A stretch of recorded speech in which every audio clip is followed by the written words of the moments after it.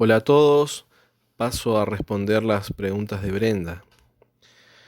Con respecto a la primera pregunta, lo primero que tenemos que tener en cuenta es que la filosofía griega abarca 5 periodos.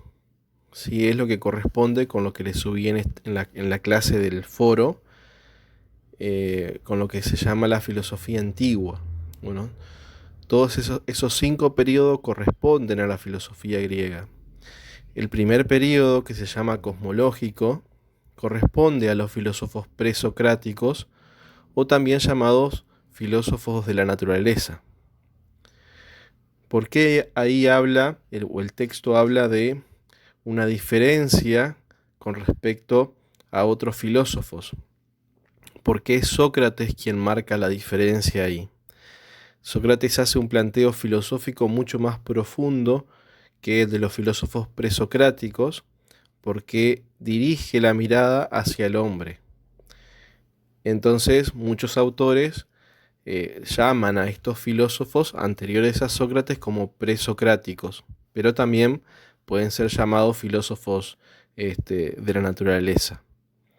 Entonces, ellos están incluidos dentro de la filosofía griega, que es lo que corresponde con lo que se llama filosofía antigua, en sus 5 períodos. Vamos con la siguiente pregunta, que tiene que ver con el concepto de naturaleza según lo entendían los filósofos presocráticos. Y ahí sí o sí tenemos que recurrir a esa distinción que hace el texto.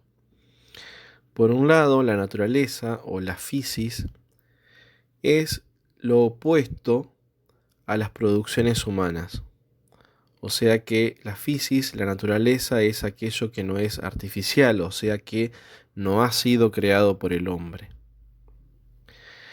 Que quizás ese sea el concepto más corriente, más común o más comúnmente utilizado de lo que es la naturaleza. Y por otro lado, también physis o naturaleza significa la esencia de algo. O sea, aquello que hace que un objeto sea ese objeto y no otra cosa.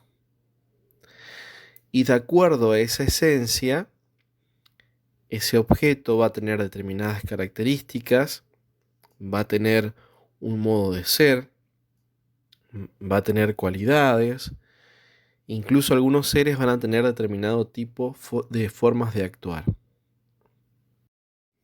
Veámoslo a través de un ejemplo.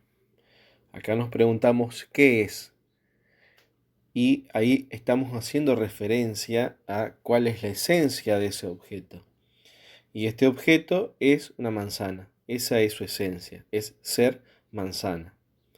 Lo que le hace ser eso y no otra cosa, su naturaleza. ¿Sí? No es un perro, es una manzana, esa es su esencia.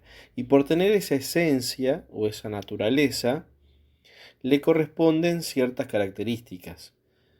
Que sea comestible para los seres humanos, que sea dulce, que tenga semillas en su interior, que su piel sea roja o verde, depende la variedad.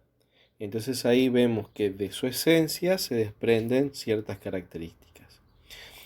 ¿Cuál es nuestra esencia? Nosotros tenemos una esencia común que es ser seres humanos. De esas características de ser humano, de esa esencia de ser humano se desprenden características, que somos racionales, que tenemos voluntad, etc.